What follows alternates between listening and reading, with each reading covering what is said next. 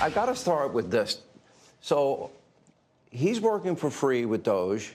He's kind of put a lot of his life on hold. And you sued Twitter a number of years ago. You just made him pay you $10 million? That's right. That's right. That's right. That's well, I sued from long before he had it. Yeah. And I mean, they really did a number on me, you know. And I sued, and they had to pay. They paid $10 million settlement. You're okay with that? I mean, I left it up to the lawyers and you know the team running Twitter. So I said, you guys do what you think is the right. It makes sense. I think it's funny. I think it's a very low. I was looking to get much more money than that. So you gave him a discount when the lawsuit. He got a he got a big discount. I don't think he even knows about it. He's become one of your, if you read and believe the media, he's become one of your best friends. He's working for free for you. Well, I love the president. I just want to be clear about that. You don't care about that. I know. I love the president. You love the president. I think President Trump is a good man, and he's, you know. It's nice the way he said that. You know, there's something nice about it. It really is. You know, because I mean, the president's been so unfairly attacked in the media. It's really outrageous, and I've at this point spent a lot of time with the president, and not once have I seen him do something that was mean or cruel or wrong. Not once. You know, I've known him for 30 years. Yeah. And I've never seen anybody take as much as he's taken. Yeah. And we've discussed this, and I'm like, how do you deal with it? Did I have a choice? Well, you would say that to me. I'm like, what am I going to do? Worry about it? And, you know, and then culminating in 2 assassination attempts, which resulted in your endorsement. Well, I was going to do it anyway, but that was it. Precipitating event. Yeah. That speeded it up a little bit. Yeah. The day of the assassination. I didn't know that. Yeah. It sped it up, but I was going to do it anyway. Mr. President, with your indulgence, I'm convinced that people only know a little bit about Elon. I don't think they know everything about Elon, because as I studied and prepared for this interview, I learned a lot about you that I didn't know. I think people will think about Tesla. Democrats are demonizing you and trying to make the country hate you. I just want people to understand you a little bit better, and the person that you've gotten to know and have now put a lot of trust in. Yeah. And, you know, just let's go over a little bit of your bio, starting with PayPal and how you became involved in Tesla and SpaceX and Neuralink and all these. Take a while. I mean, you know, I think the way to think of me is like I'm a technologist, and I try to make technologies that improve the world and make life better. Your shirt. Yeah, and that's why I like my T-shirt says tech support, because I'm here to provide the president with technology support.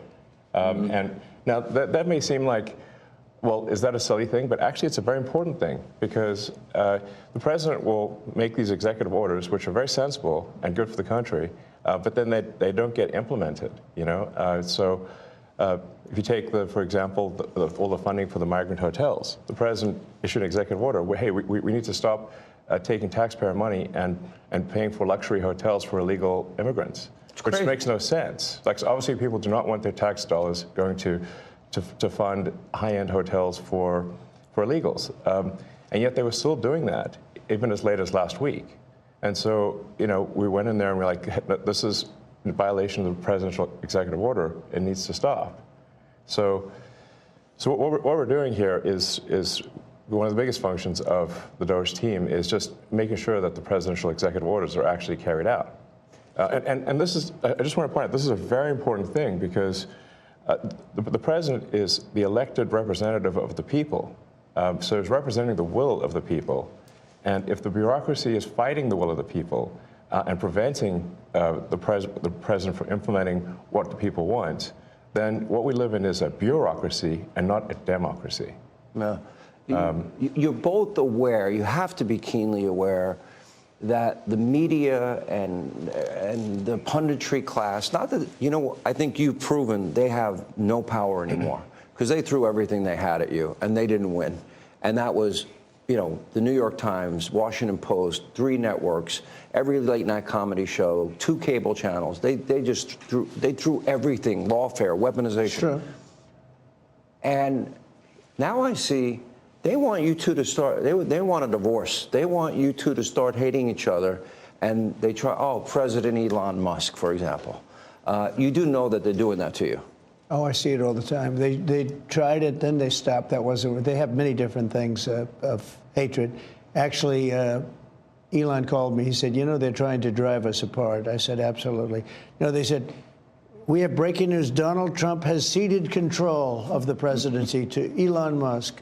President Musk will be attending a cabinet meeting tonight at 8 o'clock." And I say, It's just so obvious.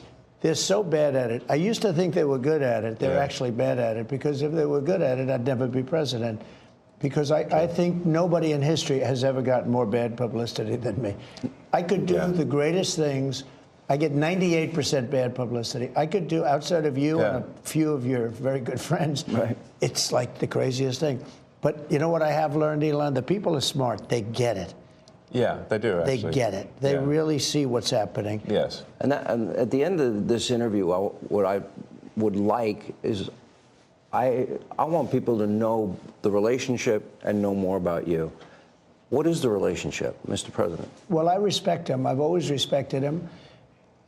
I never knew that he was right on certain things, and I'm usually pretty good at this stuff. He did Starlink. He did things that were so advanced and nobody knew what the hell they were. I can tell you in North Carolina, they had no communication. They were wiped out. Those people were, they had rivers in between. Land that never saw water, all of a sudden it was a river and a vicious, like rapids. People were dying all over. They had no communication. They said, "Do you know Elon Musk?" They didn't really know I knew him. I said, "Yeah." He said, "Could you get Starlink?" It's like the first time I ever heard of it. I said, "What's Starlink?" A communication system that's unbelievable. I have it. Yeah, and he said, I called him and I said, "Listen, they really need it." And he got like thousands of units of this communication, and it saved a lot of lives. He got it immediately, and you can't get it. I mean, you have to wait a long time to get it. But he got it to him immediately, and I said, "That's pretty amazing," and I didn't even know he had it. We watched the rocket ships, and we watch Tesla. I think, something that had an effect on me was when I saw the rocket ship come back and get grabbed, like you grab a beautiful little baby. You grab your baby. It just hug the rocket. I've never seen. Right, everyone needs a hug in clearing rockets. And he said, you can't really have a rocket program if you're going to dump $1 billion into the ocean every time you fly. You have to save it. Right. And he saved it. First time that I've ever seen that done. Now, nobody else can do it. If you look at the U.S., Russia, or China, they can't do it, and they won't be able to do it for a long time. He has the technology. So you learn. I wanted somebody really smart to work with me in terms of the country, a very important aspect. Because, he doesn't talk about it. He's actually a very good businessman. And when he talks about the executive orders, and this is probably true for all presidents, you write an executive order and you think it's done. You send it out. It doesn't get done. It doesn't get implemented. They don't implement it. Maybe they're from the last administration, and they are in some cases. You try and get them out as fast as you can. But as soon as he said that, I said, that's interesting. You write a beautiful executive, and you sign it, and you assume it's going to be done, but it's not. What he does is he takes it, and with his 100 geniuses, he's got some very brilliant young people working for him that dress much worse than him, actually. Yeah, they dress in just T-shirts. You wouldn't know they have 180 IQ. Wait a minute. So he's your tech support. No, he is. I actually but literally he's am much tech more support. than that. I literally am tech support, though. But he gets it done. He's a leader. Yeah. He really is. He gets it done. You get a lot of tech people, and you have people that are good with tech, but he gets it done. I said in real estate, you had guys that would draw beautiful renderings of a building, and they'd draw the rendering. It would be great, and you say, "Great, when are you starting?" But they were never able to get it built. They couldn't get the financing. They couldn't get the approvals. It would never get done. And then you have other guys that are able to get it done. They could just get it done. I was in real estate. Same thing in this. He gets it done. So when he said that, he said, when you sign these executive orders, a lot of them don't get done, and maybe the most important ones. And he would take that executive order that I'd sign, and he would have those people go to whatever agency it was. When are you doing it? Get it done, get it done. And some guy that maybe didn't want to do it, all of a sudden, he's signing. He just doesn't want to be bothered. Do a lot of those executive orders have to be codified into law? Do you need the Republican Congress and to follow will be. up? A lot of them will be, They will. But look, in the meantime, we have 4 years. The beauty is we have 4 years. That's why I like doing it right at the beginning. Because an executive order is great. The one problem, it's both good and bad. Because when they did all these executive orders, I've canceled most of them. They were terrible. I mean, we're going to go radical left communist. Okay, it was crazy. Their Really crazy. executive orders were so bad. If they ever got them codified, you'd never be able to break them. So the damage that Biden has done to this country, and it's not even Biden, it's the people that circled him in the Oval Office, okay? But the damage they did to this country, in terms of, let's say, open borders, you know, there's so many things, but open borders, where millions of people poured into our country, and hundreds of thousands of those people are criminals. They're murderers, they're drug dealers, they're gang members, they're people from prisons from all over the world. And we have a great guy, Tom Homan, and he is doing so incredibly. You saw the numbers, they're now like 96%. 95%. He is a phenomenal guy. And Kristi Noem is doing an unbelievable job. And he wanted her, he said, she's so tough. And I said, I don't think of her as that way. You know, she's very nice. He said, no, she's so tough. And she is. I see with the horses, she's riding the horse. Let's go. She's great. But the team we have is really unbelievable. But those executive orders, I sign them, and now they get passed on to him and his group and other people, and they're all getting done. We're getting them done.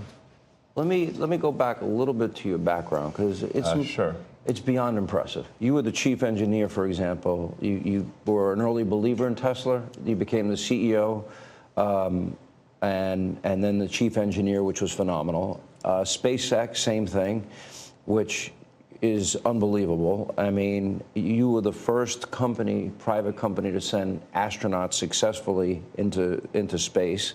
First private company to send astronauts into orbit. Yeah. That's pretty deep. He's going to go into orbit soon. Okay. Yeah. No, he's going to go to Mars. He's Starlink? going to fly on his... At some point. Huh? Yeah. Is in over. I mean, they always ask me, like, do you want to die on Mars? And I say, well, yes, but not on impact. Starlink is in 100 countries. This is going to be hard. I feel like I'm interviewing two brothers here. You go ahead. Star Shield, which could be used for national defense. Yeah, it is already being used for national defense. Then you have a, what is it called? Optimus, a part of Tesla. The robot, yeah. A robotic arm. Then you have an AI arm. And then you have something that really fascinated me, and it's called Neuralink. Yes. You might help the blind to see, yes, and people with spinal cord injuries, that they can recover, where in the past, how close is that becoming a success? Neuralink, we've implanted Neuralink in 3 patients so far who are quadriplegics, and it allows them to directly control their phone and computer just using their mind, just by thinking. It's like, so we call this product telepathy. So you control your computer and phone just by thinking, and it's possible to actually control the computer and phone faster than someone who has working hands. Then the next step would be to add a second Neuralink implant past the point where the neurons are damaged, so that somebody can walk again, and so they can have full body functionality restored. And you like Bobby, right? I like Bobby, actually. Yeah, I think I supported Bobby Kennedy. I think he's unfairly maligned as someone who is anti-science, but I think he isn't. He just wants to question the science, which is the essence of the science. The scientific method fundamentally is about always questioning the science. Well, they didn't tell us the truth about COVID. Correct. That's for sure. Yes. And we learned a lot with the Twitter files. And that just then raises a question. You're the richest man in the world. You may not like that part. Yeah. You're pretty competitive. It's neither here nor there. I've known you a long time. But that's why. But he's on your team. Well, that's true. He can't top that. He's good. You know, I wanted to find somebody smarter than him. I searched all over. I just couldn't do it. Yeah. I couldn't. You really tried hard. I couldn't find anyone smarter, right? So we had to for the country. But this is the thing. We settled on this. Well, thanks for having me. So I'm just trying to be useful. But this is the interesting. This is where we are as a society, and I hate to do this to you, but I'm going to do it anyway. You're doing all of these things. Nobody at Doge gets paid a penny, correct? Well, actually, some people are federal employees. Some are, okay. Yeah, they're helping. But it's fair to say that the software engineers at Doge could be earning millions of dollars a year, and instead of earning a small fraction of that as federal employees. Okay, so and they're very committed people. So yes, you're committed to helping the blind see people with spinal cord injuries recover. Yes. You're committed to getting to Mars. You're committed to rescue. You're going to help rescue next month 2 astronauts that I think were abandoned. They dispute that in an interview. When At the getting president's request, or instruction, we are accelerating the return of the astronauts, which was postponed kind of to a ridiculous degree. They got left in space. They've been there. They were supposed to be there 8 days. They're there almost 300. Biden. They were yes, they were left up there for political reasons, which is not good. Okay, it's not good. Now, if I had the weight of the pressure of doing that successfully on my shoulders, I think I'd be, But when we spoke before we did this interview, you are very confident. You think this will be a successful mission. Well, we don't want to be complacent, but we have brought astronauts back from the space station many times before, and always with success. Mm-hmm. So, as long as we're not complacent. When are you going to launch? I think it's about 4 weeks to bring them back. About 4 weeks? Yeah. And we're being extremely cautious. Yeah. You now have the go-ahead. Yes. Well, thanks to you. They didn't have the go-ahead with Biden. What's that? He was going to leave him in space. I think he was going to leave him in space. Well, it's like when we were growing up, lost in space. Yeah, he didn't want the publicity. Can you believe it? Unbelievable. And so yeah. I want to echo something that the president said and then ask an overarching question. So people get hit with Hurricane Helene. They have no communication with the outside world. You come to the rescue. You donated that, I believe? Yes. Okay. You donated to the people. He saved a lot of lives in North Carolina. He saved a lot of lives. And California after the wildfires? California, but I mean in North Carolina where they were really in trouble. They had no communication. People were dying. They were dying of starvation. He saved a lot of lives in North Carolina. Okay. Now you're going to rescue astronauts. And now, and again, you do all of this. I would think liberals would love the fact that you have the biggest electric vehicle company in the world. Yeah, I mean, I used to be adored by the left, Yeah, not anymore. Less so these days. He killed that, huh? I mean, less. I really didn't know. Well, I mean, this whole sort of like, they call it like Trump derangement syndrome. Yeah. And I didn't, you don't realize how real this is until like you can't reason with people. So like I was at a friend's birthday party in LA, just a birthday dinner, and it was like a nice, quiet dinner, and everyone was behaving normally. And then I happened to mention, this is before the election, like a month or two before, I happened to mention the president's name.